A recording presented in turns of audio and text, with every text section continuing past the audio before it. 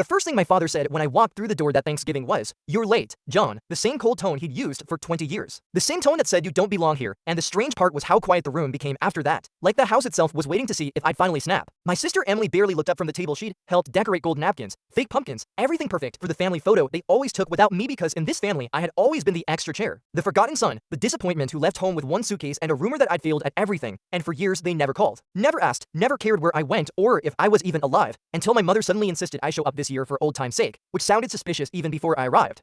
Dinner began with the usual performance, dad bragging about Emily's real estate business, Emily laughing too loud, my uncle pretending I wasn't there, and every word felt like a test. Like they were circling something dangerous that only I couldn't see. But then the conversation shifted when my sister casually asked what I'd been doing all these years, the question dripping with that familiar condescending smile, and I shrugged and said, "Oh, a few investments here and there, nothing special, just enough to make them curious." And dad scoffed like he always did, muttering that I'd probably blown my life savings on some online scam. And that was the moment I noticed something strange. Three of them exchanged a glance so quick it almost didn't happen. Like they were silently confirming something, and suddenly my stomach tightened because the invitation, the forced smiles, the tension, none of it felt like family anymore. It felt like a setup.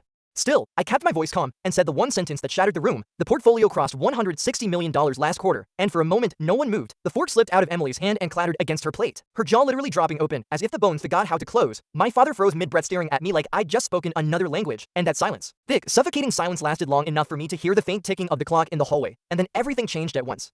Suddenly my mother leaned forward too quickly, asking how I'd done it. My uncle demanded details about those investments, and Emily's voice went sharp, almost desperate, asking if it was liquid money or tied up in assets, questions that sounded less like curiosity and more like calculation. And that's when the final piece slid into place in my mind, because 2 nights before Thanksgiving I'd received a strange anonymous message warning me not to come home, warning me someone in the family was planning something irreversible, and I dismissed it as a prank until now, watching their eyes light up not with pride but with hunger, realizing the fortune I'd casually mentioned had just turned me from the forgotten son into the most valuable target in the room. And my father, who hadn't spoken in nearly a minute, finally leaned back in his chair, studying me the way a predator studies prey, before saying quietly, "That's a lot of money, John." And the way he said it made the hair on my neck stand up, because it wasn't admiration in his voice, it was realization.